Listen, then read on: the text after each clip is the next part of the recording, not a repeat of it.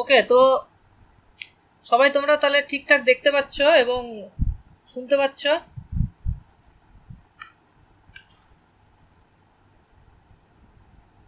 একবার চটপট করে বলে দাও।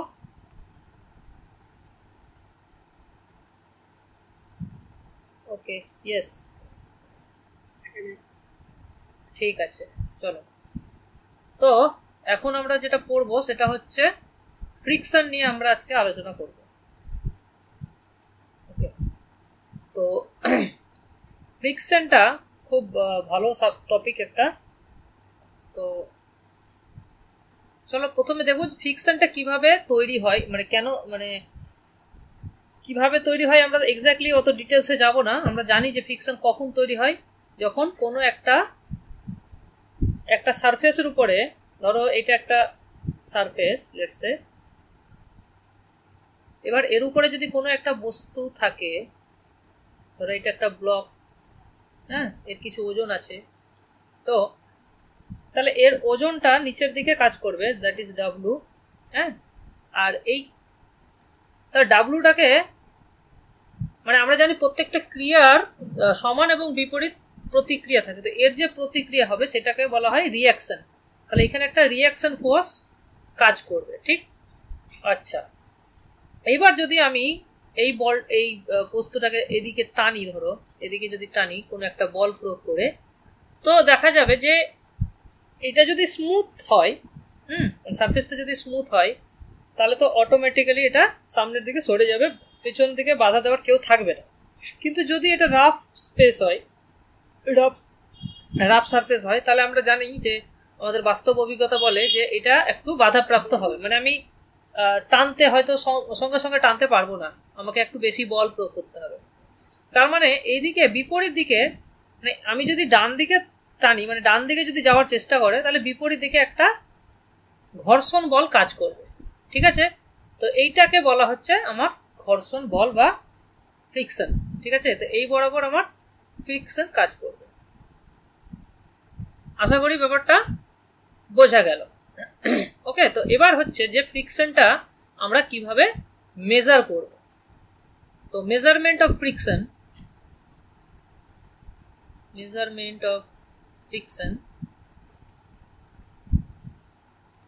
সেটা হচ্ছে যে ফ্রিকশনটা সবসময় এই যে রিয়াকশন হয়, পারপেন্ডিকুলার রিয়াকশন, তার সঙ্গে এটা একটা কোএফিসিয়েন্ট দিয়ে মাল্টিপ্লাই হয়। সো ফ্রিকশনের যে ভ্যালুটা হবে, ফ্রিকশন ইজ ইকুয়ালস টু সবসময় মিউ ইন্টু আর হবে। ওকে, সো মিউটাকে বলা হচ্ছে কোএফিসিয়েন্ট অফ ফ্রিকশন। এখন এই মিউটা দু রকমের হতে পারে। বাস্তব অভিজ্ঞতা থেকে বলা যায় যে আমরা যখন ফোর্স এখানে ইউজ করতে থাকবো, তখন এটা সঙ্গে সঙ্গে চলতে শুরু করবে না, ঠিক আছে? তো একটা টাইম অবধি এটা কিন্তু স্থির থাকবে। তার মানে দেখো, আমি যখন এটা চলছে না, তখন যে ফোর্সটা এখানে অ্যাপ্লাই করছি, তাহলে তার ইকুয়াল ফোর্স কিন্তু আমার বাঁ দিকে কাজ করছে, যার ফলে জিনিসটা স্থির থাকছে। তাহলে আমি এদিকে ফোর্স বাড়াচ্ছি, তাহলে ফ্রিকশনটাও এখানে বাড়ছে, মানে একটা সময় আস্তে আস্তে কি হয়, ফ্রিকশনটা বাড়তে থাকবে। ডান দিকের অ্যাপ্লাইড ফোর্স বাড়ছে, তো ফ্রিকশনও বাড়ছে, বাড়তে বাড়তে একটা সময় পৌঁছাবে যখন ফ্রিকশন আর বাড়তে পারবে না, মানে যখন লিমিটিং কেস হয়ে যাবে, তখন ফ্রিকশন আর বাড়বে না। তো সেই লিমিটিং কেসে, হ্যাঁ, so in the limiting case, হ্যাঁ, যে ফ্রিকশনটা পাওয়া যায় সেটাকে বলা হয় স্ট্যাটিক ফ্রিকশন। তখন স্ট্যাটিক ফ্রিকশনের যে ভ্যালুটা হয় সেটাকে আমরা বলি মিউ এস আর, ঠিক আছে? তাহলে এই যে মিউ এসটা পাবো, এই মিউ এসটাকে বলা হবে, তখন মিউ এসটাকে বলা হচ্ছে কোএফিসিয়েন্ট অফ স্ট্যাটিক ফ্রিকশন, ঠিক আছে? আচ্ছা, এবার সেই স্ট্যাটিক ফ্রিকশনের যেটা ভ্যালু, তার থেকে যদি তুমি বেশি ফোর্স অ্যাপ্লাই করো, তাহলে কিন্তু বস্তুটা, আমি যেদিকে ফোর্স অ্যাপ্লাই করো সেদিকে এগোতে থাকবে। আচ্ছা, এবার যেই মুহূর্তে ও যাত্রা শুরু করবে, এই বস্তুটা যখন যেতে শুরু করবে, তখন কিন্তু ফ্রিকশনের পরিমাণ মানে কমে যাবে, একটু অল্প পরিমাণ হলেও কিন্তু কমবে। তাহলে in the moving in the moving case, মানে যখন চলতে শুরু করবে তখন যেটাকে ফ্রিকশন হয় সেটাকে বলা হচ্ছে কাইনেটিক ফ্রিকশন।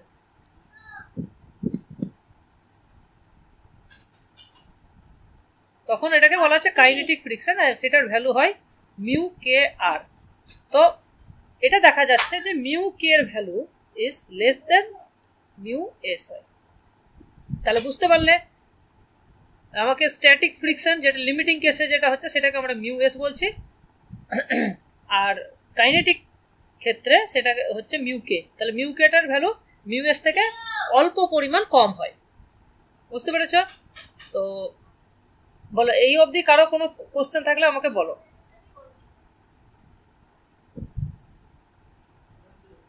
বলো ক্লিয়ার হয়েছে কিনা?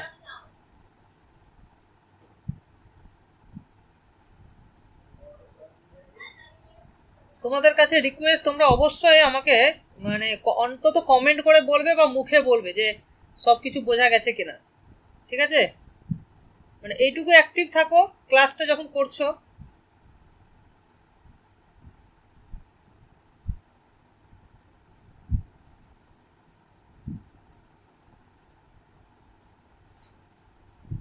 ওকে,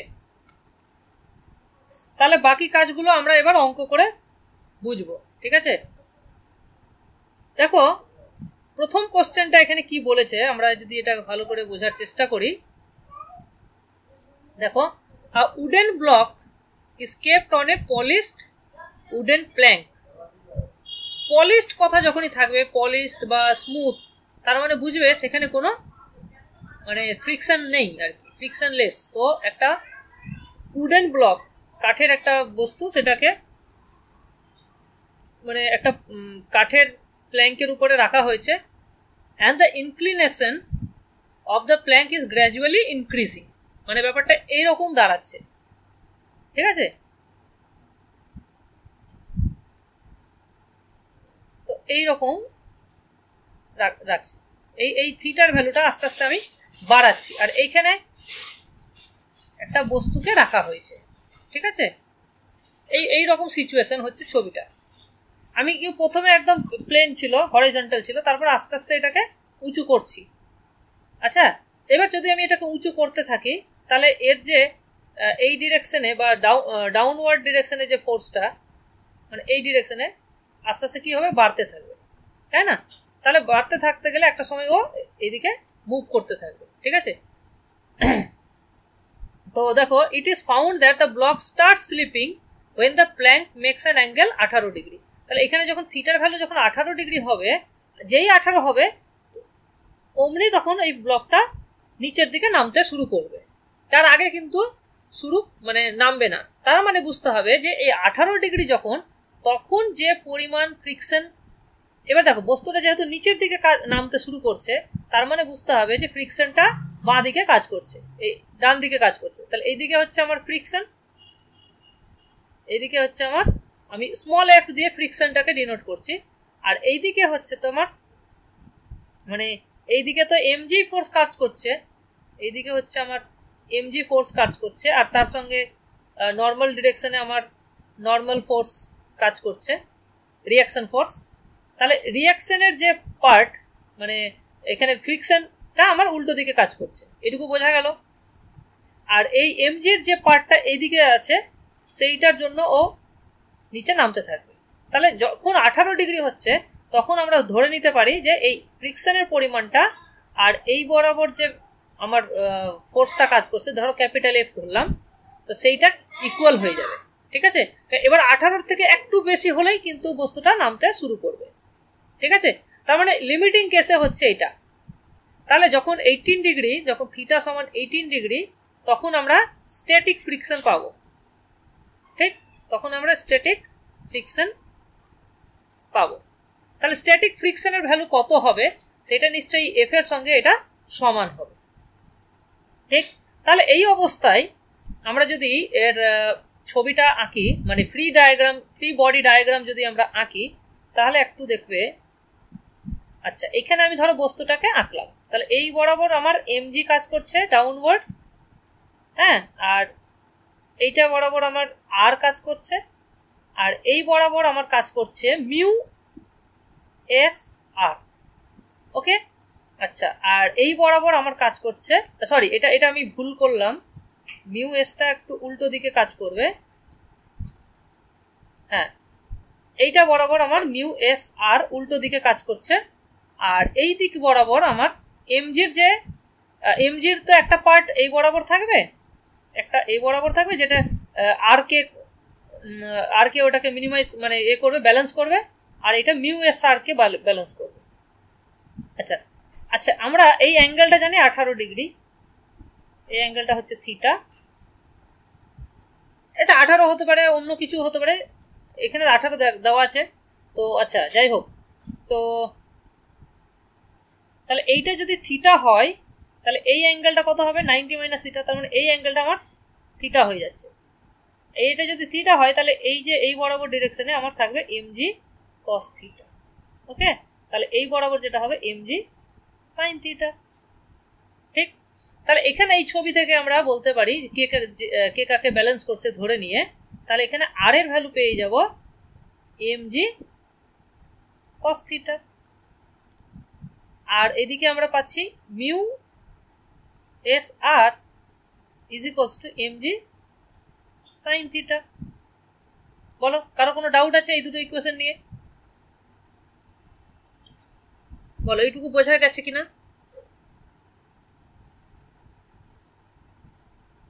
এই ইকুয়েশনটা বোঝাটাই হচ্ছে আমাদের কাছে মেন পয়েন্ট কিন্তু। ওকে, তাহলে এইবার যদি আমি ডিভাইড করি, আমার লক্ষ্য কি, আমার লক্ষ্য হচ্ছে এই মিউ এসটা বের করা। ঠিক আছে, সো মিউ এস এটাকে যদি আমি এটা দিয়ে ডিভাইড করি, 2 নম্বরটাকে 1 নম্বর দিয়ে যদি ডিভাইড করি, এমজি এমজি কেটে যাবে, এটা হয়ে যাবে আমার টেন থিটা। ঠিক, তাহলে এখান থেকে আমরা থিটার ভ্যালু যদি জানি, সেখান থেকে আমরা মিউ এস এর ভ্যালু পেয়ে যাব, রাইট? তাহলে আমার এখানে আসছে আলটিমেটলি 10-18 ডিগ্রি। এবার 10-18 ডিগ্রির ভ্যালু যদি কারো জানা থাকে তাহলে এখানে আমরা সেটা লিখে দিতে পারবো। ওকে, তাহলে এখান থেকে আমরা মিউ এস এর ভ্যালু কিন্তু পেয়ে গেলাম। আচ্ছা, এবার ভাবো কি বলছে, নেক্সট বলছে যে once started the block can continue with uniform speed if the inclination is reduced to 15 degree। এবার যদি আমি নিচের দিকে নামাই তাহলে একটু 15 ডিগ্রি অ্যাঙ্গেল হলেও জিনিসটা চলতে থাকবে, 15-এর কম হলে কিন্তু আর চলবে না। কথাটা বোঝা গেছে? তার মানে হচ্ছে যে 15 ডিগ্রি অবধি আমার কাইনেটিক ফ্রিকশন কাজ করছে, মানে কাইনেটিক ফ্রিকশনটা যেহেতু একটু কম হবে, তাহলে সেই জন্য তাহলে এখান থেকে একই রকম ভাবে মানে 15 কম হলে কিন্তু ও আবার মানে স্টপ করে যাবে, তখন মানে ফ্রিকশন আর তোমার এই দিকের ভেলোসিটি সেম হয়ে যাবে। সো ফর কাইনেটিক ফ্রিকশনের জন্য আমরা কি বলতে পারি, কাইনেটিক ফ্রিকশনের জন্য আমরা সিমিলার ক্যালকুলেশন দিয়ে আমরা বলতে পারি যে মিউ কে সমান হয়ে যাবে 10-15 ডিগ্রি। Is that clear? একদম সেম ক্যালকুলেশন, তখন কিন্তু 10-15 ডিগ্রি হয়ে যাবে। বলো, তাহলে এখান থেকে ক্লিয়ার যে মিউ কে এর ভ্যালুটা একটু হলেও তোমার মিউ এস এর থেকে কম। বলো, ঠিক আছে? এটা একদমই বেসিক কোশ্চেন একদম। বলো, কারো কোনো ডাউট থাকলে বলো।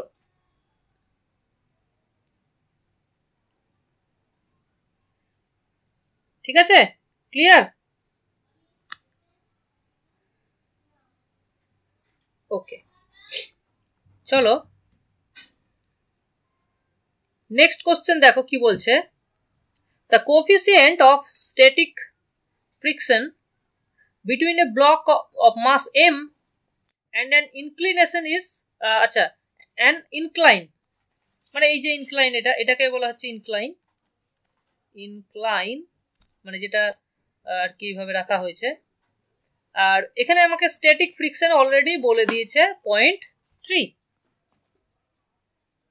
what can be the maximum angle theta of the incline with the horizontal so that the block doesn't slip on the plane? তার মানে আগের মতন ক্যালকুলেশন থেকে আমরা কি বলতে পারি বলো তো দেখি, অ্যাঙ্গেলটা কত হবে যাতে করে এটা স্লিপ করবে না? বলো, তোমরা আমাকে বলো।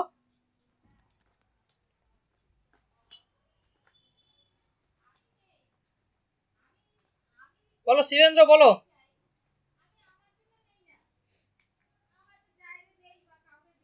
জসিম,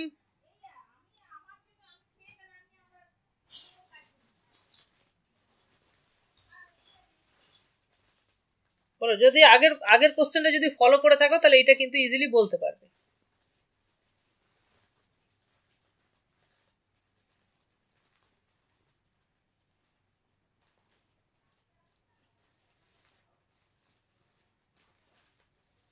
বুঝতে পারলে না? তাহলে আগের কোশ্চেনটা দেখো কি বলছে।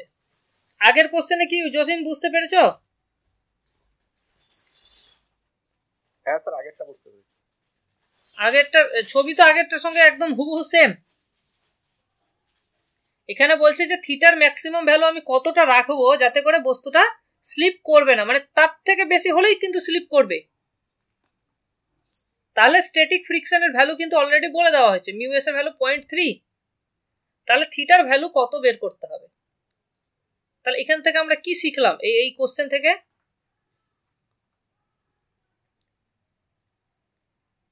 এখান থেকে আমরা কি শিখলাম? মিউ এস এর ভ্যালু কত হয়?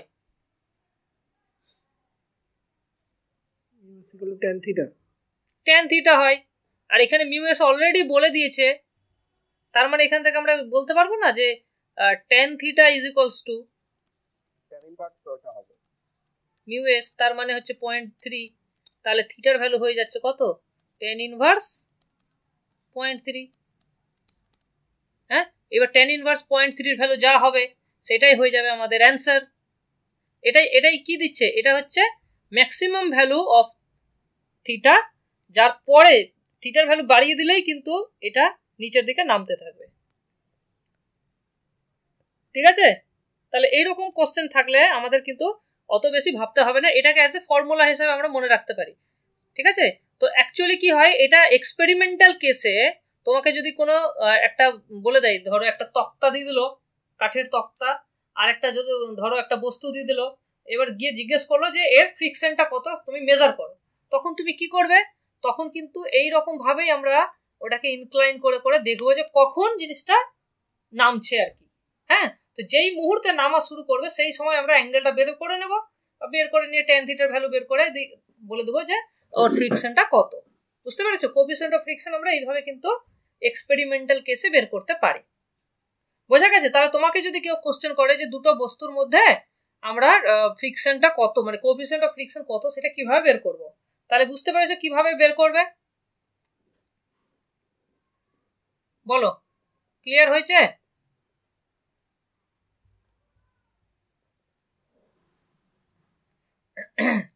এই হচ্ছে ব্যাপার। আচ্ছা, তো এটা আমাদেরকে ভালো করে মনে রাখতে হবে। আচ্ছা, হ্যালো স্যার। হ্যাঁ বলো। কোশ্চেনে কি ওই tan ইনভার্স 0.3 ভ্যালুগুলো কি কিছু বলা থাকবে, না এটা ওইরকম রেখে দিতে হবে? দেখো, আমাদের ম্যাথসে জেনারেলি জিজ্ঞেস করে না যে এক্স্যাক্টলি তোমাকে tan ইনভার্সের ভ্যালু কত। ঠিক আছে? কিন্তু ফিজিক্সে তোমার বলে দেওয়া থাকবে। ফিজিক্সের কোশ্চেন যদি হয় সেটা বলে দেওয়া থাকে, যেমন 11-12 এগুলো বলে দেওয়া থাকে। আর আমাদের ম্যাথসে যদি হয় না বলে দেওয়া থাকে, তাহলে বুঝতে হবে যে তোমাকে অ্যাঙ্গেলটা এমন ভাবে দেবে, যেমন ধরো 1 দিতে পারো, তাহলে 1 দিলে কি হবে? আমরা জানি যে tan থিটার tan 45 এর ভ্যালু 1 হয়, বা tan 30 এর ভ্যালু 1/√3 হয়। তো এই ভ্যালুগুলো ধরো দিতে পারে আমাদেরকে। ঠিক আছে? উল্টো পাল্টা ভ্যালু দেবে না, যেখানে আমরা পারবো না বের করতে ওইভাবে রেখে দেবো। আচ্ছা, নেক্সট কোশ্চেন কি বলছে দেখো, if the incline makes an angle theta by 2 with the horizontal, find the frictional force. যখন এই অ্যাঙ্গেলটা থিটা বাই 2, তখন ফ্রিকশনাল ফোর্সটা কত সেইটা ধরো আমাকে বের করতে দিয়েছে।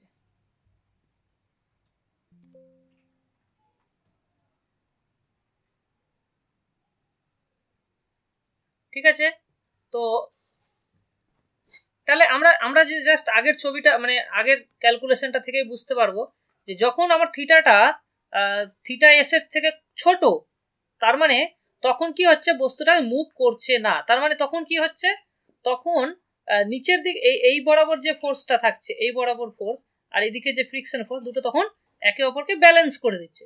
কারণ তখন যে নিচের যে ফোর্সটা সেটাই হয়ে যাবে আমার ফ্রিকশনের সমান। তাহলে ফ্রিকশনের এই বরাবর ফোর্সটা কত mg sin থিটা। তার মানে এখানে তোমার যে বি এর যে অ্যান্সারটা হবে সেটা কত হবে, frictional force F is equals to mg sin theta by 2, কারণ অ্যাঙ্গেলটা তখন থিটা বাই 2। ঠিক আছে, এবার m এর ভ্যালু বুঝতে পেরেছ, এটাই হয়ে যাবে তোমার না এটা দাঁড়াও, এটা তো হচ্ছে আমার ডাউনওয়ার্ড ফোর্স। ঠিক আছে, আচ্ছা এখানে কিন্তু হ্যাঁ এটা যেহেতু ব্যালেন্স করবে এটাই কিন্তু অ্যাকচুয়াল ফোর্স হওয়া উচিত। এবার ভাবো এইটা কিন্তু এবার কখনো এইটা ভুল করে তখন এটা করে দেবে না যে আমরা নর্মাল ফোর্সের সঙ্গে এইটা দিয়ে গুণ করে দেবো, তখন সেটা কাজ করবে না। ঠিক আছে, এখানে একটা জিনিস আমি যেটা বোঝাতে চাইছি, এই যে মিউ এস কোফিসিয়েন্টটা তখনই কাজ করবে একদম লিমিটিং কেসে কাজ করবে, অন্য সময় কিন্তু এটা করবে না। ঠিক আছে, এটুকু বুঝতে পেরেছো? সে মিউ এসটা শুধুমাত্র লিমিটিং কেসের জন্য ট্রু, অন্য সময় আমরা দেখবো যে এই বরাবর যে ফোর্সটা থাকবে এই বরাবর সেম ফোর্স থাকবে। এটা মিউ এস এর ক্ষেত্রেও ট্রু, মানে লিমিটিং ক্ষেত্রেও ট্রু, বাট তখন কিন্তু আমরা তখন দুটো ভ্যালু জানি আমরা, যে এফ এর ভ্যালু তখন মিউ ইন্টু আরও হয়, আবার এটার সঙ্গে ব্যালেন্স করে, তো সেই ব্যালেন্স করে বলেই আমরা ওখান থেকে মিউ এস এর ভ্যালুটা বের করতে পারছি। ঠিক আছে, তো এই জিনিসটা ক্লিয়ার হয়ে গেল আশা করি। তাহলে বুঝতে পেরেছ যে যখন থিটা বাই 2 থাকছে তখন কিন্তু এই ভ্যালু এইটাই হয়ে যাবে অ্যাকচুয়াল ফ্রিকশনের পরিমাণ। বলো ক্লিয়ার?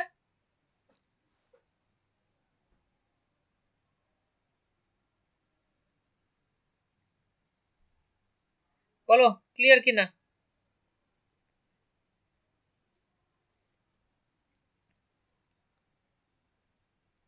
এই বেসিক কোশ্চেন গুলো তোমাদের জন্য ভেরি ভেরি ইম্পর্টেন্ট। ঠিক আছে, তোমাদেরকে একটা ভালো মিউ এস এর ভ্যালু বলে দিল, এবার তোমাকে থিটার ভ্যালু জানতে চাইলো। ঠিক আছে, তো এই কোশ্চেন গুলো যদি তোমরা না বোঝো তাহলে কিন্তু অ্যান্সার করতে পারবে না। 9-10 এর জন্য বলছি, 9-10 হোক 11-12 হোক, এই কোশ্চেন গুলো আমার মনে হয় বেশি ইম্পর্টেন্ট।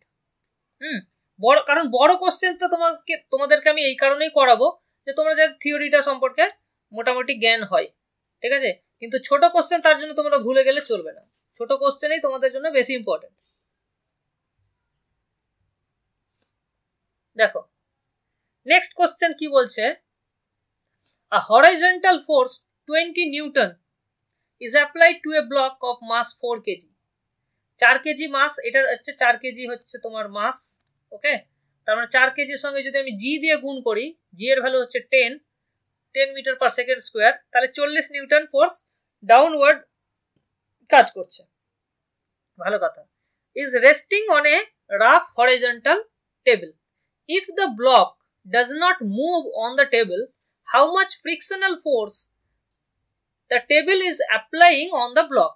এবার ধরো এই যে 20 নিউটন বল তুমি ডান দিকে অ্যাপ্লাই করছো, তার ফলেও কিন্তু বস্তুটা মুভ করছে না। তার মানে বুঝতে হবে যে আমার বাঁ দিকে সমান পরিমাণ হরাইজন্টাল ফোর্স কাজ করছে, যার ফলে বস্তুটা মুভ করছে না, তবেই তো ব্যালেন্স হবে। তাহলে বুঝতে হবে যে তখন যে ফ্রিকশনের পরিমাণটা হবে সেটাও 20 নিউটনই হবে। ঠিক, তাহলে এখানে যে কোশ্চেন করেছে how much frictional force the table is applying on the block, answer কত হবে?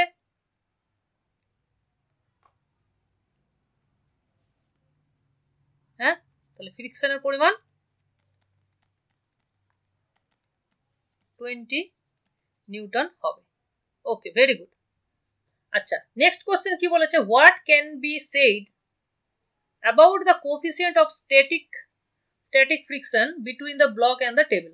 এই অবস্থায় মানে এইটুকু ইনফরমেশন থেকে আমরা স্ট্যাটিক ফ্রিকশন সম্পর্কে কি বলতে পারবো? বলো,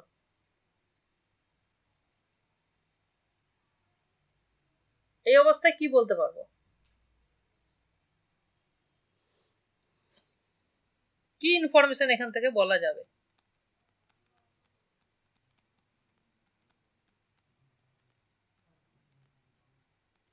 কত হওয়া উচিত? মানে এক্স্যাক্টলি ভ্যালু বের করতে পারবো না তার মিনিমাম ভ্যালু বের করতে পারবো, তার না ম্যাক্সিমাম ভ্যালু, কোনটা এখান থেকে কি বলতে পারবো বলো?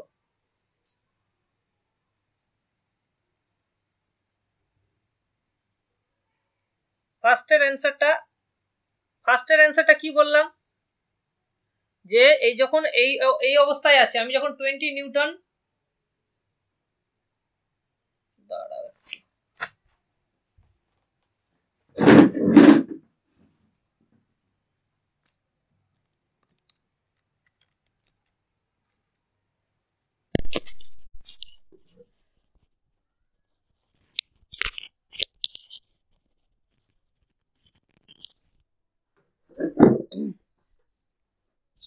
20 নিউটন বল যখন আমি প্রয়োগ করছি তখনও এই বস্তুটা মুভ করছে না, মানে স্লিপ করছে না। তাহলে সেই কেন স্লিপ করছে না? একটা বস্তুকে ফোর্স প্রয়োগ করা সত্ত্বেও যদি মুভ না করে, তাহলে আমরা কি বুঝবো ওখান থেকে? যে ওর বিরুদ্ধে কোনো না কোনো একটা ফোর্স আছে বাঁ দিকে, যার ফলে দুটোকে ব্যালেন্স হয়ে যাচ্ছে, ঠিক না? বলো শিবেন্দ্র।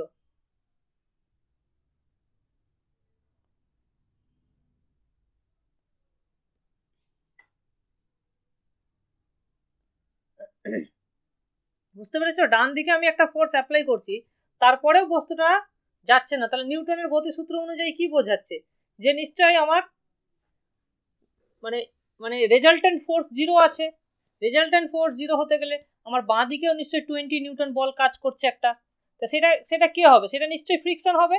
তাহলে ফ্রিকশনের কাজ হচ্ছে যে বস্তুটা যেদিকে মুভ করতে চাইবে, মানে ফ্রিকশনটা যদি না থাকতো তাহলে বস্তুটা নিশ্চয়ই ডান দিকে মুভ করতো, তার মানে ফ্রিকশনটা বাঁ দিকে কাজ করছে, তবেই জিনিসটা কি হচ্ছে? ব্যালেন্স হয়ে যাচ্ছে।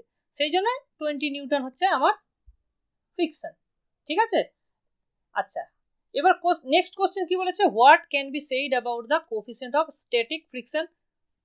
আচ্ছা, এই অবস্থায় আমরা স্ট্যাটিক ফ্রিকশন কি বলতে পারবো? তাহলে এবার যদি আরো বল বেশি প্রয়োগ করি, তাহলেও বস্তুটা কি হতে পারে? হয়তো নাও সরতে পারে, কারণ আমি জানি না তো ফ্রিকশনটা আস্তে আস্তে বাড়তে থাকবে। তো আমি যত এইদিকে ডান দিকে বল বাড়াতে থাকবো, বাঁ দিকে ফ্রিকশনটা আস্তে আস্তে বাড়াতে থাকবে, বাড়তে বাড়তে একটা টাইম আসবে যখন আর বাড়বে না, তখন সেটাকে আমরা বলছি স্ট্যাটিক ফ্রিকশনের কোএফিসিয়েন্ট, তখন আমরা পাবো, ঠিক আছে?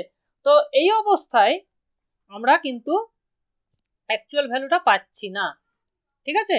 তো এই অবস্থায় এবার যদি আমি ধরে নিই যে আমার এটাই হয়ে যাচ্ছে ম্যাক্সিমাম, তাহলে এই অবস্থায় তখন আমরা স্ট্যাটিক ফ্রিকশন পেয়ে যাব। তাহলে এই অবস্থায় আমরা যে ভ্যালুটা পাচ্ছি সেইটা হচ্ছে mu N is equals two 20 Newton পাবো। আচ্ছা, আর এন এর ভ্যালু হচ্ছে 40 নিউটন, ঠিক?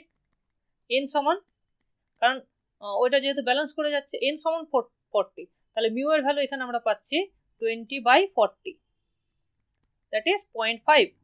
তাহলে এই যে 0.5 পেলাম, এটা কিন্তু আমার অ্যাকচুয়াল ভ্যালু নয়, কারণ আমি 20 থেকে বাড়াতেও পারি, তার মানে মিউ এস এর ভ্যালু কিন্তু এর থেকে বাড়তে পারে, কমবে না। তাহলে এখান থেকে আমি বলতে পারবো যে মিউ এস এর value is greater than equals to 0.5, ঠিক আছে? তাহলে স্ট্যাটিক ফ্রিকশনের কোএফিসিয়েন্ট অ্যাটলিস্ট 0.5। এখানে এক্স্যাক্টলিও বলা যাবে না, কারণ 20 যদি আমি বেশি করে দিই, তাহলে যে বস্তুটা মুভ করবে কি করবে না এটা আমরা জানি না, এখানে এরকম কোনো ইনফরমেশন দেওয়া নেই। বলো, ক্লিয়ার হয়েছে?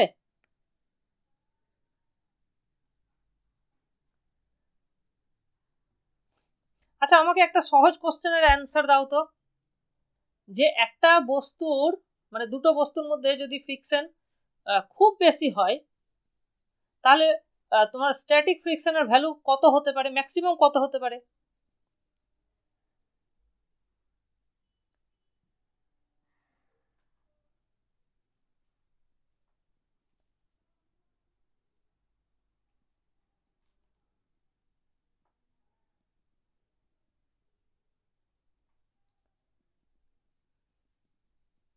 ইনফিনিটি হয়ে যেতে পারে, ঠিক আছে? কারণ তুমি কত বল প্রয়োগ করছো, ডান দিকের বলটা কিন্তু আমি মানে অপরিসীমও হতে পারে, যদি এমন পাথর থাকে, এমন ভারী পাথর যে তুমি সরাতেই পারছো না, তাহলে সেক্ষেত্রে কি হবে? তো একের বেশিও হয়ে যেতে পারে, ঠিক আছে?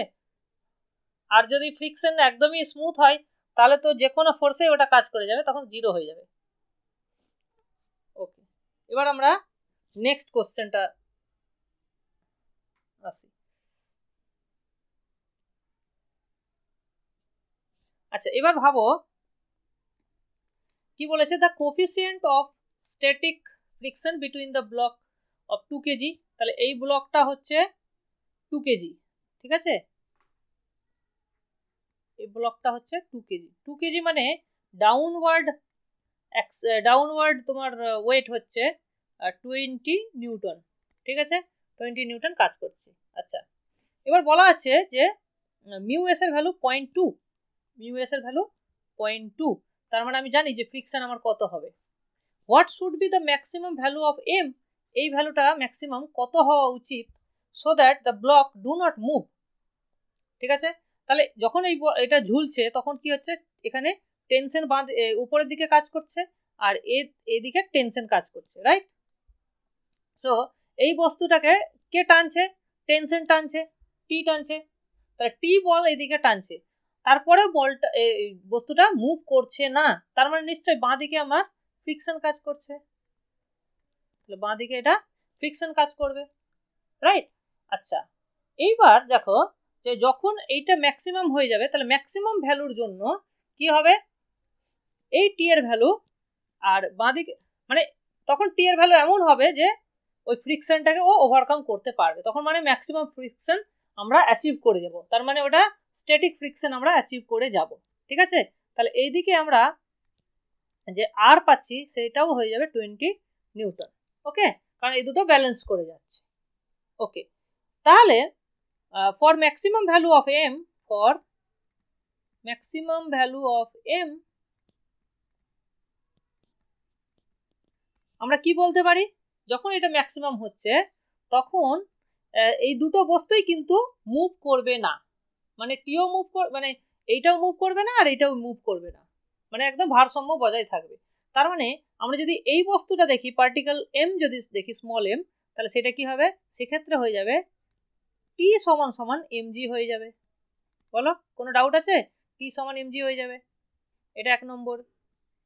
আচ্ছা, আর 2 নম্বরের ক্ষেত্রে এইদিকে আমরা দেখবো যে টি সমান সমান হয়ে যাবে এফ, আর এফ এর ভ্যালু হয়ে যাবে আমার মিউ এস ইন্টু আর, তার মানে মিউ এস এর ভ্যালু হচ্ছে 0.2, আর এর ভ্যালু হচ্ছে 20 নিউটন।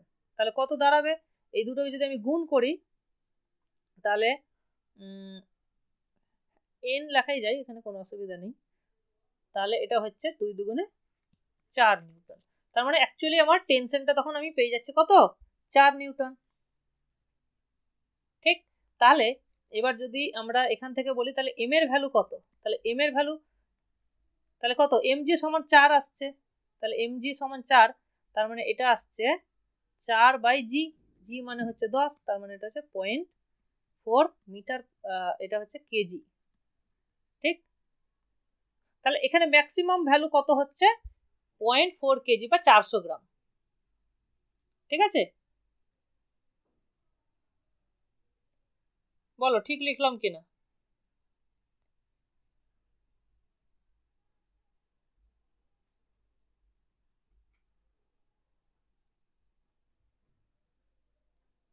বলো শিবেন্দ্র, ঠিক আছে?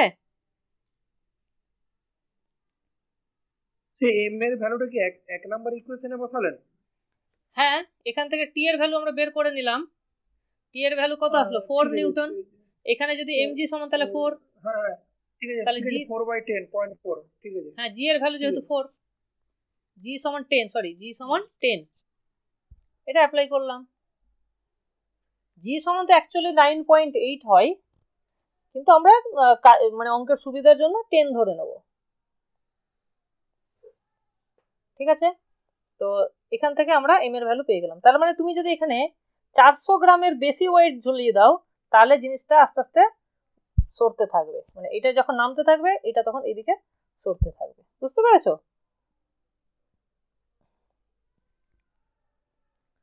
ওকে, নেক্সট কোশ্চেন দেখো কি বলছে, the coefficient of static friction between the two blocks shown in figure below is mu। এখানে দুটো ব্লক বলতে এটা 1 নম্বর আর এটা 2 নম্বর, ওকে। আর এখানে বলেছে দ্য টেবিল ইজ স্মুথ, মানে এই এম এর টেবিলের মধ্যে কিন্তু কোনো ফ্রিকশন নেই, ঠিক আছে, এটা স্মুথ, এইটার একটা কোএফিসিয়েন্ট আছে মিউ। বলছে what maximum horizontal force F can be apply to block of mass M, আমি এইটার উপরে ফোর্স অ্যাপ্লাই করছি, এফ ফোর্স অ্যাপ্লাই করছি, so that the blocks move together, মানে এই দুটো ফোর্স, এই দুটো বস্তু একই সঙ্গে মুভ করছে। দেখো তুমি যদি একটা ভাবো যে আমি যদি এখানে হ্যাচকা টান দিই নিচেরটাই, তাহলে ওপরের বস্তুটা কি হবে, নিচের জায়গায় থেকে যাবে। আমরা জাড্য ধর্ম থেকে আমরা জানি যে ওটা নিচের জায়গায় থেকে যাবে, ঠিক আছে। আচ্ছা, এবার ভাবো যে এইখানে যে স্মল এম এর পার্টিকেলটা তুমি যদি ভাবো, ঠিক আছে, তো ওর উপরে ডাইরেক্ট তো কোনো ফোর্স অ্যাপ্লাই হচ্ছে কি, ওর উপরে তো কোনো ফোর্স অ্যাপ্লাই হচ্ছে না, তাহলে ওই বস্তুটা কেন সামনের দিকে এগিয়ে যাবে বলো, এখানে তাহলে কে হেল্প করছে সামনের দিকে এগিয়ে নিয়ে যেতে? আমি যদি নিচের বস্তুটাকে টানি তাহলে ওপরের বস্তুটাও ওটার সঙ্গে সঙ্গে এগিয়ে যাচ্ছে, কিন্তু ওটাকে ডাইরেক্টলি তুমি কোনো ফোর্স অ্যাপ্লাই করছো না, তাহলে কেন এগিয়ে যাচ্ছে বলো?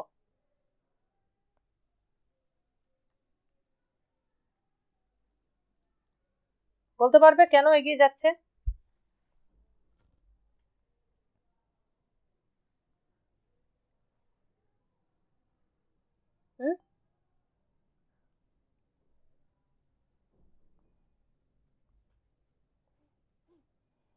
ভাবো।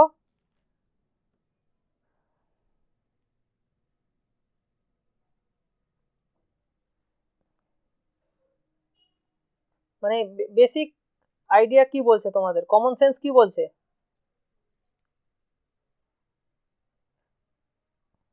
একসঙ্গে আছে তাই, কন্ট্যাক্ট হয়ে আছে তাই।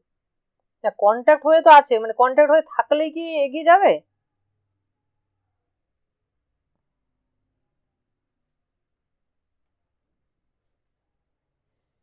Static friction between two blocks, Tasikul একদম ঠিক বলেছো, ওদের মধ্যে ফ্রিকশন আছে বলেই কিন্তু ওটা সামনের দিকে এগিয়ে যাবে। কারণ যদি তুমি ভাবো যে যদি একদম স্লিপারি হতো, হ্যাঁ, দুটো তোমার small M R capital M এর মাঝের যে সারফেসটা যদি একদম স্মুথ হতো, মানে কোনো ফ্রিকশন যদি না থাকতো, এবার যদি তুমি নিচেরটাকে যদি শুধু টানো ধরে, তাহলে কি ওপরেরটা থাকবে, মানে ওপরেরটা কি একসঙ্গে যাবে না ওটা স্লিপ করে পড়ে যাবে বলো তো? কমন সেন্স কি বলছে? হ্যাঁ, বুঝতে পেরেছ? তাহলে আমাদের এখানে যে ফ্রিকশনটা কাজ করছে, দেখো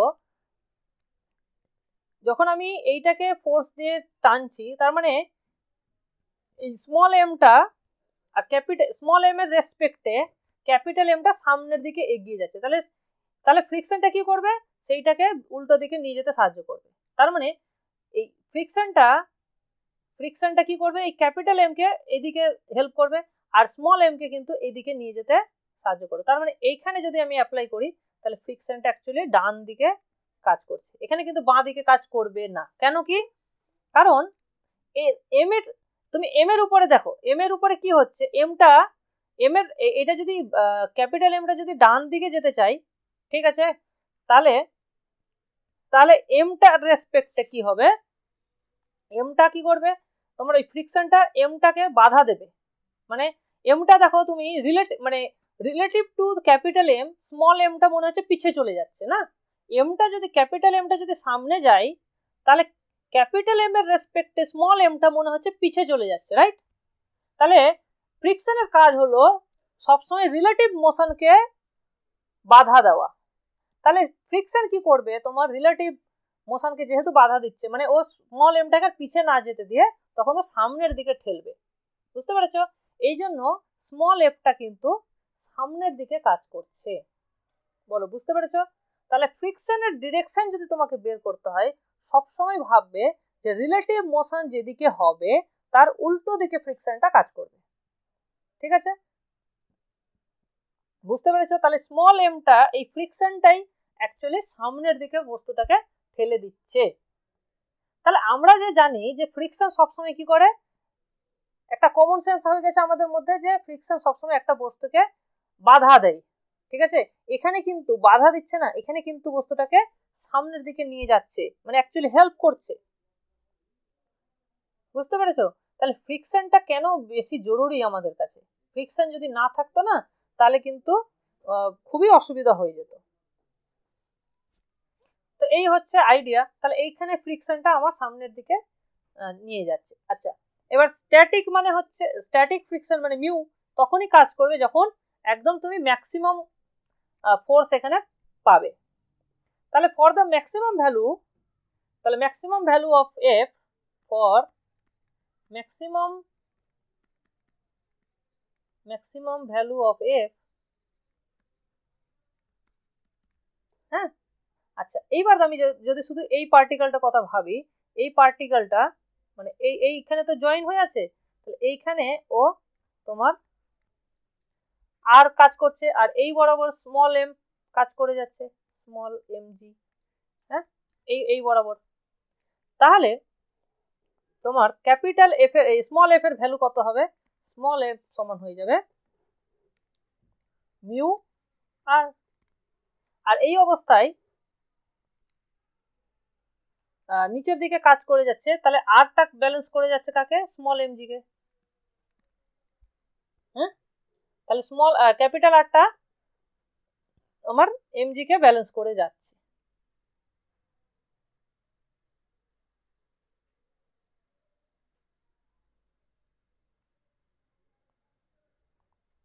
ওকে,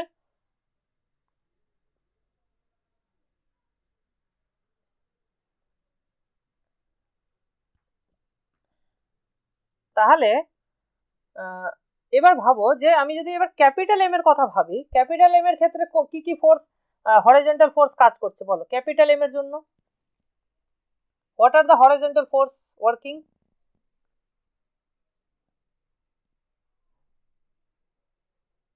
দেখো এখানে ওপরের বস্তুটার জন্য একটা ফ্রিকশন কিন্তু তোমার ডান দিকে বাঁ দিকে কাজ করে যাচ্ছে, মানে ক্যাপিটাল এম এর জন্য স্মল এফটা এইদিকে কাজ করেছে।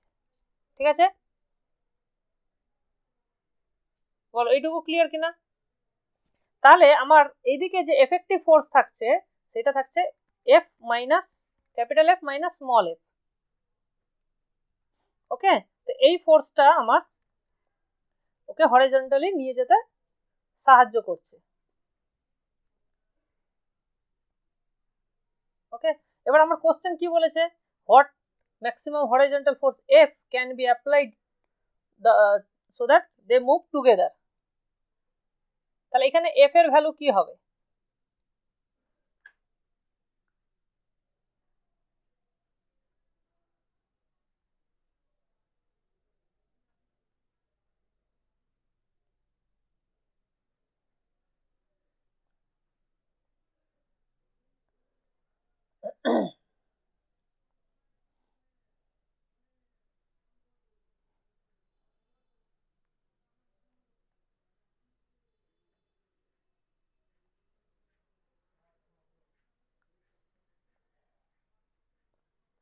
তাহলে দেখো যখন আমি একদম ম্যাক্সিমাম ফোর্স অ্যাপ্লাই করছি, মানে তার থেকে বেশি হলেই ওটা কিন্তু স্লিপ করতে শুরু করবে। ঠিক আছে, তার মানে আমরা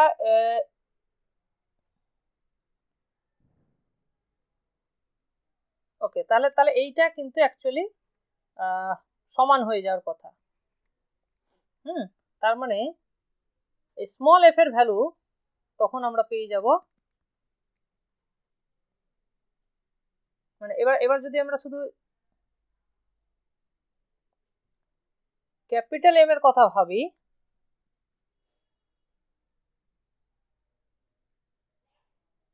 তাহলে এটা হয়ে যাবে মিউ ইন্টু ক্যাপিটাল এম।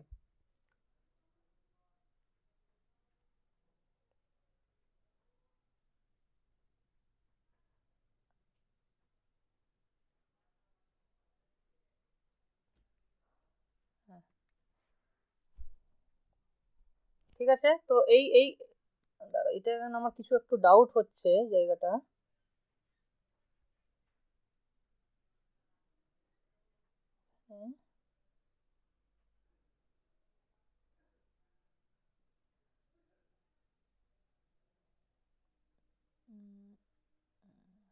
না, আমি যদি দেখো, যদি এটা দুটো একসঙ্গে যদি মোশন করে, যেহেতু যখন এটা একসঙ্গে যাচ্ছে তার মানে দুটোকে আমরা একসঙ্গে একটা সিস্টেম ভাবতে পারি। তো একটা সিস্টেম যখন ভাববো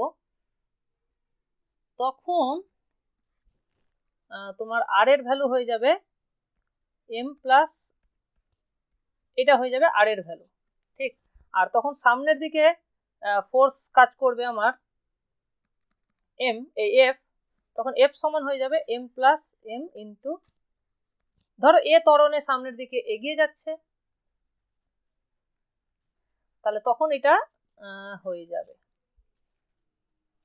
তাহলে এইটা একটা ইকুয়েশন অফ মোশন তুমি পাবে এখান থেকে এফ এর ভ্যালু। তাহলে এটা এখানে আননোন। এবার এই আননোনটা বের করার জন্য আমাদেরকে এবার শুধু এই পার্টিকেলটা এম এর কথা যদি আমরা ভাবি, তাহলে এমটা কিন্তু এমটাও তখন এ ত্বরণে এগিয়ে যাচ্ছে, তাহলে এম এর উপরে আমার যে সামনের দিকে ফোর্স কাজ করছে শুধুমাত্র এফ, আর এফ মানে হচ্ছে মিউ আর, তার মানে স্মল এফ সমান সমান হয়ে যাবে এম এ। তাহলে এখান থেকে আমরা পাচ্ছি স্মল এফ এর ভ্যালু হচ্ছে তোমার মিউ ইন্টু এম জি, এইটা সমান এম এ। তাহলে এম এম কেটে গেল, তাহলে এ এর ভ্যালু পেয়ে যাচ্ছি মিউ জি। ওকে, এবার এই ভ্যালুটা যদি আমি বসিয়ে দিই, তাহলে এফ এর ভ্যালু হয়ে যাচ্ছে ইন্টু এর জায়গায় মিউ ইন্টু জি।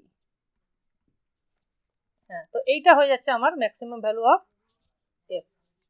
ঠিক আছে, তো এটা ভালো করে তোমরা একটু বুঝে নাও যে দুটো বস্তু যদি একই সঙ্গে মুভ করে তার মানে দুটোকে আমরা একটা সিস্টেম ভাবতে পারি। ঠিক আছে, আর একটা সিস্টেম যদি আমরা ভাবি তাহলে ধরো একটা ত্বরণ দিয়ে ওটা এগোচ্ছে, ঠিক। এবার যখন আমরা একটা সিস্টেম ভাববো তখন ওদের নিজেদের মধ্যে যে ফোর্স কাজ করবে, দ্যাট ইজ ফ্রিকশন ফোর্স, তখন আমরা ওটাকে আর দরকার নেই, ভাবার দরকার নেই। ঠিক আছে, তো শুধু এক্সটার্নাল ফোর্স আমার ক্যাপিটাল এফই থাকবে সামনের দিকে ফোর্সটা, সেই জন্য ক্যাপিটাল এফ সমান এম প্লাস এম ইন্টু এ হয়ে যাবে। তারপরে তুমি শুধু ছোটটার কথা যদি ভাবো, তাহলে ছোটটার কথা ভাবলে সামনের দিকে ফোর্স থাকবে তোমার ফ্রিকশনাল ফোর্সটা, তাহলে ফ্রিকশনাল ফোর্সের জন্য আমরা পাচ্ছি এফ সমান এম এ। এই দুটো থেকে আমরা এই জিনিসটা পেয়ে যাচ্ছি। ঠিক আছে, তো দেখতে পাচ্ছ যে খুব মানে একদম ফান্ডামেন্টাল জায়গা, এইগুলোতে যদি ভুল করা হয় তাহলে একদম অঙ্কগুলো ভুল হয়ে যাবে। শিবেন্দ্র, বুঝতে পেরেছো?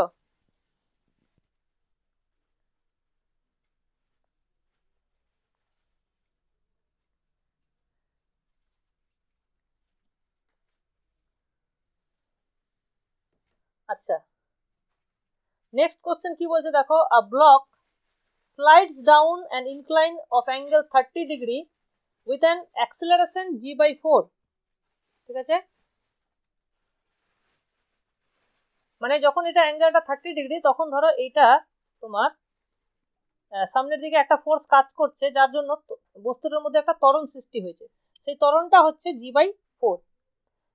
এখান থেকে তোমাকে বলতে হবে যে এর কাইনেটিক ফ্রিকশন তাহলে কত। ঠিক আছে, তাহলে বস্তুটা যেহেতু চলছে তার মানে এখানে একটা কাইনেটিক ফ্রিকশন কাজ করছে, তাহলে এফ এর ভ্যালু তখন হয়ে যাবে মিউ কে ইন্টু এন, মিউ কে ইন্টু এন হয়ে যাবে। আচ্ছা, এবার এই অবস্থায় যদি আমরা দেখি যে এনটা, ওকে, তো এখানে আমরা পাবো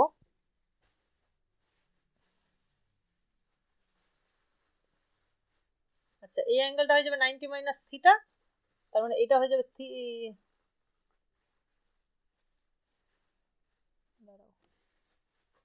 না এটা থিটা মাইনাস এটা থিটা হয়ে যাবে, তার মানে এটা হয়ে যাবে এমজি কস থিটা, আর এই বরাবর কাজ করবে তখন এমজি সাইন থিটা। ঠিক, তো এই অ্যাঙ্গেল আমরা এটাকে ভেঙে নিলাম ফোর্সটাকে, তার মানে এন এর ভ্যালু তাহলে কত হচ্ছে, এন এর ভ্যালু হচ্ছে এমজি কস 30 ডিগ্রি। ওকে, তাহলে cos m এটা কত হচ্ছে, তাহলে mg ইন্টু √3/2। ওকে, তাহলে এটা আমরা পেয়ে গেলাম n এর value, mg into √3/2। Very good. আচ্ছা, এই অবস্থায় তাহলে যে সামনের দিকে এফেক্টিভ ফোর্স যেটা কাজ করছে that is mg sin theta minus f। ওকে, তাহলে mg sin theta minus f এটাই হচ্ছে সামনের দিকে ফোর্স। আচ্ছা, এই ফোর্সটার ভ্যালু হচ্ছে যে ত্বরণ নিয়ে কাজ করছে, তাহলে m ইন্টু ত্বরণ দ্যাট ইজ g/4। তাহলে এই ইকুয়েশনটা আমরা এখান থেকে পেয়ে যাচ্ছি।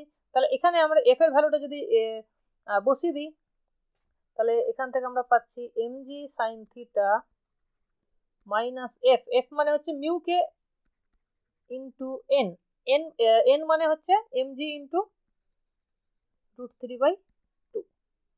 তাহলে এটা হয়ে যাচ্ছে আমার mg/4। তাহলে এখানে mg কেটে যাচ্ছে, mg যদি কেটে যায় তাহলে কত পাবো, sin theta minus mu K into √3/2 is equals two 1/4।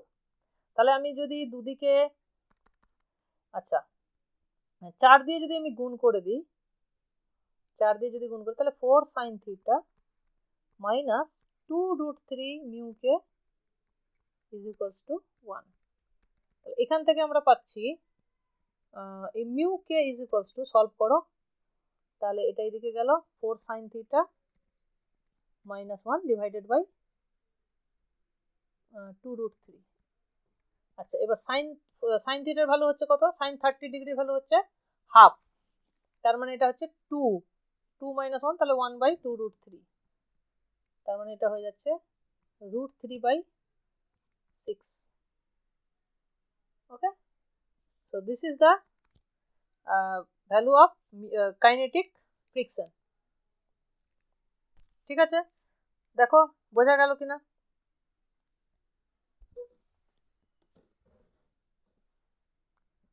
ঠিক আছে, clear? Sir mg sin theta minus f equal to mg/4, ওই ইকুয়েশনটা একবার বলবেন। আচ্ছা, দেখো এখানে কি কি ফোর্স কাজ করছে, এখানে তো mgটা ডাউনওয়ার্ড কাজ করছে, ঠিক? তাহলে এইটাকে আমরা, আর nটা কাজ করছে তোমার পারপেন্ডিকুলার টু দ্য সারফেস, ঠিক আছে? আচ্ছা, এবার আমরা mgটাকে এই বরাবর ভেঙে দিলাম, mg cos থিটা আর এই বরাবর mg sin থিটা।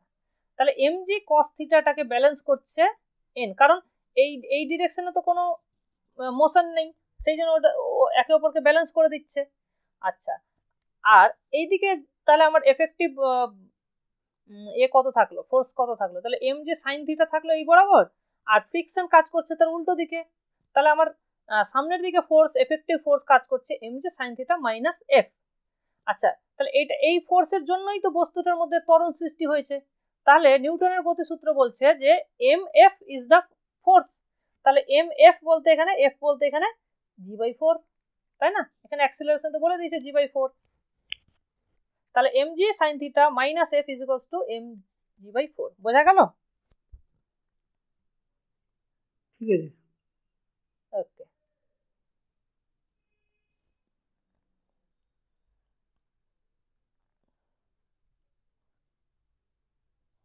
আচ্ছা, এবার এই কোশ্চেনটা দেখো, a block of mass 2.5 kg is kept on a rough horizontal surface.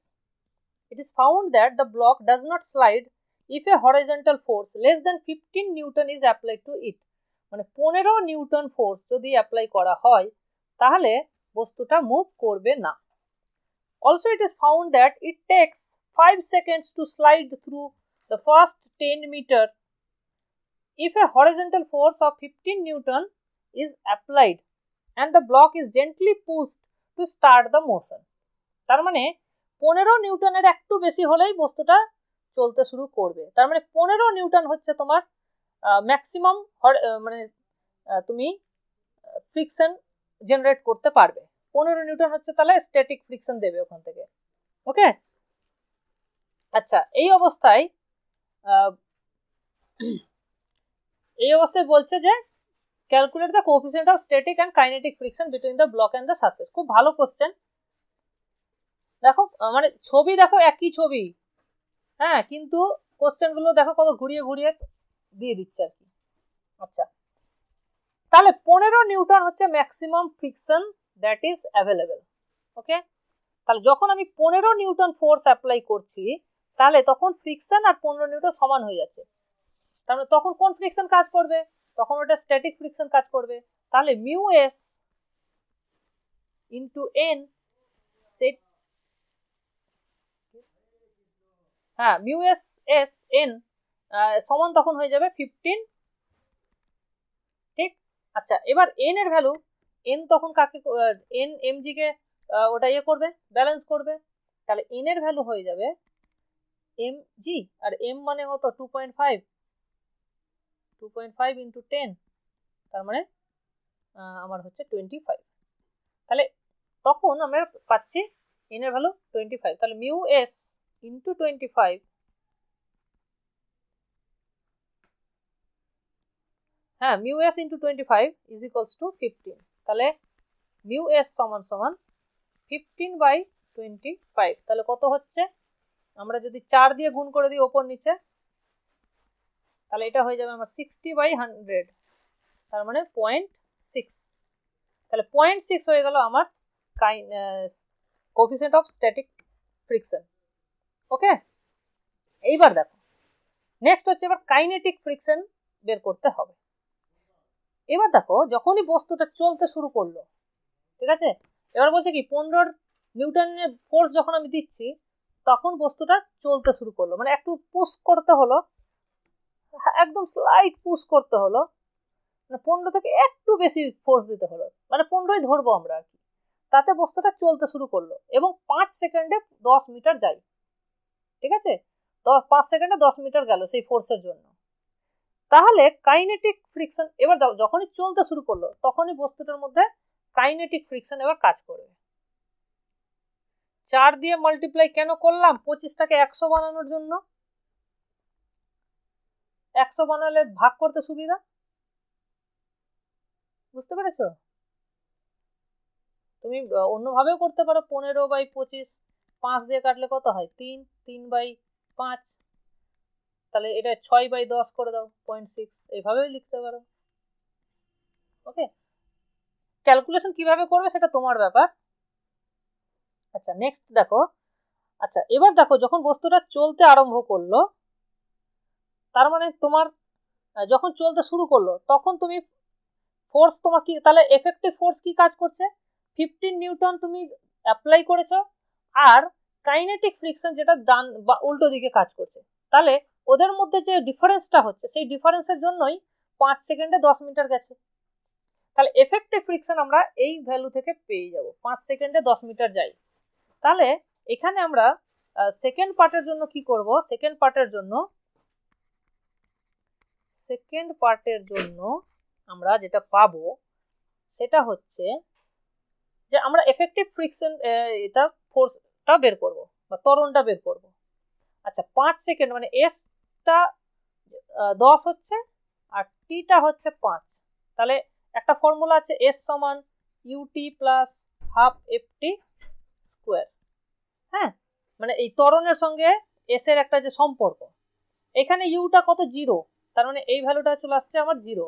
তাহলে এখান থেকে যদি আমি এস এর ভ্যালু বলে দিই 10, তাহলে 10 is equals to half into F into T square. T square কত? 5 5 25। তাহলে এটা কাটলে কত হয়? কাটলে হচ্ছে 5 দিয়ে যদি কাটি এটা 2, আর এটা কাটলে 5, তার মানে এফ এর ভ্যালু কত আসছে আমার? এফ এর ভ্যালু 4/5, তার মানে 0.8। দেখো বলো এইটুকু বুঝতে পারলে কিনা? তাহলে এফ সমান আসলো 4/5, 0.8। ওকে, তার মানে এইটা হচ্ছে আমার এফেক্টিভ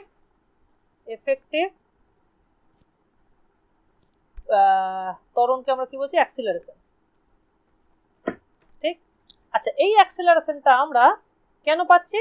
বিকজ সামনের দিকে 15 নিউটন ফোর্স কাজ করছে আর পেছনের দিকে কাইনেটিক ফ্রিকশন কাজ করছে। তাহলে আমার ফোর্স কত?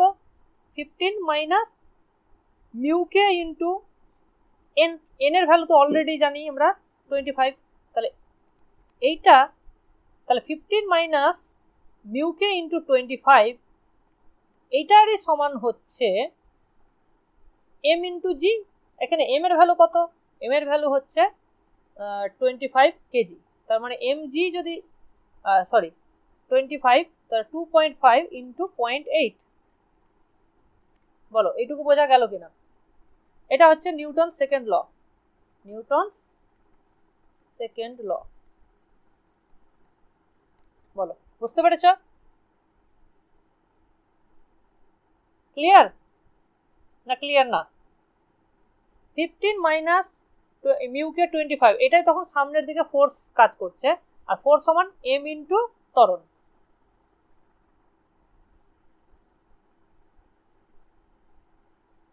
বলো বুঝতে পেরেছ না পারোনি?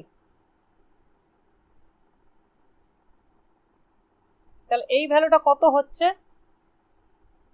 25কে 8 দিয়ে গুণ করলে কত হয়? 200 হয়। তাহলে 200 বাই দুটো শূন্য, তার মানে এটা হচ্ছে 2 বেসিক্যালি। তাহলে এখান থেকে আমরা পাচ্ছি মিউকে is equals to 13 by 25, 13 by 25। তাহলে 4 13 52, 0.52। দেখো ক্লিয়ার হলো কিনা?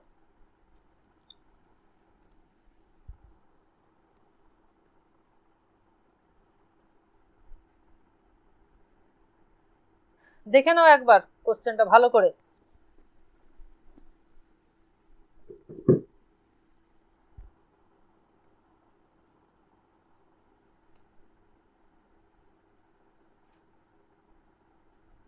শিবেন্দ্র বলো ঠিকঠাক বোঝা গেল কি গেল না?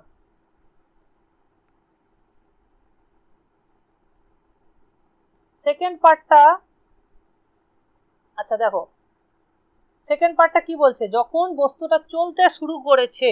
এবার দেখো যখন চলতে শুরু করে তখন কোন ফোর্স কাজ করে? তখন ফোর্স কাজ করছে যেটা তুমি অ্যাপ্লাই করছো, দ্যাট ইজ 15 নিউটন। তো সেটা সামনের দিকে অ্যাপ্লাই হচ্ছেই, মানে এখানে তুমি এই বরাবর যে চলতে শুরু করলো তখন 15 নিউটন, এফ সমান 15 নিউটন কাজ করলো। ওকে, আর পেছন দিকে তখন ফ্রিকশন কাজ করবে। এবার তখন কি ফ্রিকশন কাজ করবে? তখন ফ্রিকশনের যেটা ভ্যালু হবে তখন সেটা এফ এর ভ্যালু হয়ে যাবে মিউ কে ইন্টু এন। বুঝতে পেরেছো? তখন মিউ, আচ্ছা এই এনটা কি? এই এনটা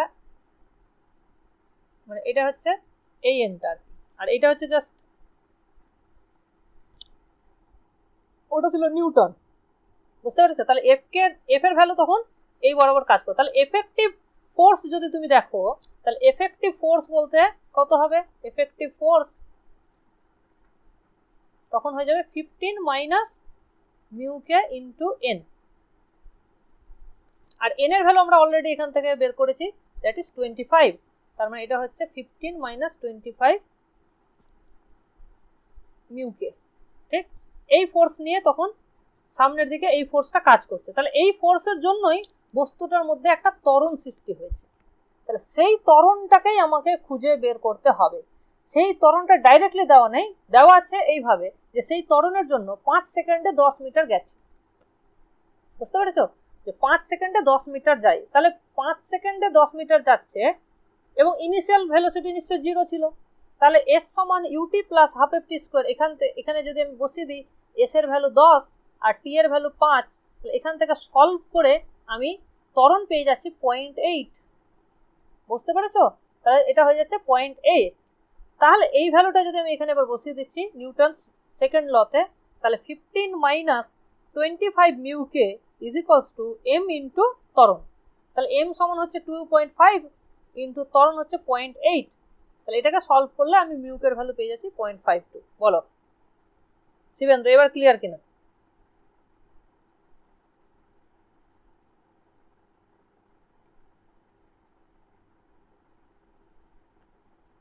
ঠিক আছে, তাহলে আমাদেরকে মেন জায়গাটা যেটা বুঝতে হবে যে যখন আমি শুরুতে ঠেলা দিচ্ছি তখন উল্টো দিকে ফ্রিকশন কাজ করছে। এটা এবার ঠেলাটা আমি যখন বাড়াচ্ছি, তাহলে যখনই বস্তুটা চলতে শুরু করবে, শুরু করার জাস্ট আগের মুহূর্তে তোমার যে ঠেলাটা দিলে সেইটাই হচ্ছে তোমার ম্যাক্সিমাম ফ্রিকশন। ঠিক আছে, এবার যেই চলতে আরম্ভ করবে ফ্রিকশনটা একটু কমে যাবে, সেই জন্য তখন মিউকে ইন্টু এন মানে মিউকে ইন্টু আর আসছে আর কি। আর তার আগের মুহূর্তে মানে স্ট্যাটিক ফ্রিকশনের জায়গায় তখন মিউ এস আসছে, বুঝতে পেরেছো? তাহলে স্ট্যাটিক ফ্রিকশন একটু বড় হচ্ছে তুলনামূলক তোমার কাইনেটিক ফ্রিকশনের জন্য, বুঝতে পেরেছো? এই জায়গাটা আমাদেরকে ভালো করে যদি বুঝতে পারি তাহলে আর কোনো সমস্যা হবে না, ঠিক আছে? আচ্ছা, এই কোশ্চেনটা অনেক বেশি কিছু ইনভলভড আছে, যার ফলে আমি এটা স্কিপ করে যাচ্ছি, ঠিক আছে? আর এই দুটো কোশ্চেন আমি, এই তিনটা কোশ্চেন আমি স্কিপ করে যাচ্ছি, ঠিক আছে? কারণ এগুলো অনেক কিছু ইনভলভড আছে, তোমাদের হয়তো এই কোশ্চেনটা পেরে যাবে, এই কোশ্চেনটা খুব সহজ আছে, এটা সহজ আছে, বাট আমি এগুলো স্কিপ করে যাচ্ছি, ঠিক আছে? তোমরা নিজেরা একটু ভাবো, কারণ তোমাদেরকে কিছু চিন্তা ভাবনা না করলে তো অঙ্কগুলোর আলটিমেটলি দাঁড়াবে না, বুঝতে পেরেছো? তো সেই জন্য আমি কিছুটা স্কিপ রাখছি, ঠিক আছে? এই কোশ্চেনটাও সহজ কোশ্চেন, 9 আর 10টাও সহজ, 8টাও খুব অতটা কঠিন নেই, বাট তোমরা ভেবে দেখতে পারো। তো ঠিক আছে, তাহলে এই অবধি আমি আজকে করালাম। আর মোটামুটি তাহলে আমাদের ফ্রিকশনটা ক্লিয়ার হয়ে গেল। এর পরের দিন আমি যেটা করব সেটা হচ্ছে তোমার ওয়ার্ক পাওয়ার এনার্জি, এই জায়গাটা আমি দেখব। তারপরে আমাদের বাকি থাকবে তারপরে হচ্ছে ইম্পালসিভ ফোর্স, সেটা নিয়ে কাজ করতে হবে, ঠিক আছে? তো এই কটা জায়গা আমাদের একটু ভালো করে করতে হবে, তাহলে তোমাদের 9-10 এর সিলেবাস মোটামুটি কভার হয়ে যাবে। আর আছে সার্কুলার মোশন, সেই জায়গাগুলো একটু দেখতে হবে আমাদেরকে, তাহলে 9-10টা মোটামুটি কভার হয়ে যাবে। 11-12 এর জন্য ডাইনামিক্সের পার্ট অনেকটা আছে, ওর মধ্যে স্ট্যাটিক্সও আছে, তো একটু টাইম লাগবে, তোমরা একটু ধৈর্য ধরে পড়াশোনা করো, এখনো অবধি নোটিফিকেশনের কোনো গল্প নেই, সুতরাং টাইম তোমাদের হাতে যথেষ্ট আছে, তো চিন্তা করার কিছু নেই। যেমন এগোচ্ছে এগো, নোটিফিকেশন বেরিয়ে গেলে আমরা স্পিড কিন্তু বাড়িয়ে দেবো, এটা মাথায় রাখবে, ঠিক আছে? তো এই অবধি থাক আজকের ক্লাসটা, আর তোমরা নিজেরা কিন্তু অবশ্যই সলভ করবে, নাহলে জিনিসগুলো একদমই কিন্তু খুব ডিপ থিওরি কিন্তু এর মধ্যে আছে, ঠিক আছে? তো একটু ধৈর্য ধরে নিজেরা যদি সলভ করো না, দেখবে থিওরিগুলো ক্লিয়ার হয়ে যাবে। চলো, গুড নাইট। খবর তো একটা যে বেরিয়েছিল যে নভেম্বর মাসে নোটিফিকেশন বেরোবে, তারপরে আবার একটা খবর আমি যেটা পেলাম সেটা হচ্ছে যে তোমরা হয়তো ভিডিও দেখে থাকবে, যে বলছিল যে জট না কাটলে কোনো নতুন নিয়োগের কোনো গল্প নেই, এরকম একটা খবর তো বেরিয়েছে না, এসএসসির একজন বলছিলেন।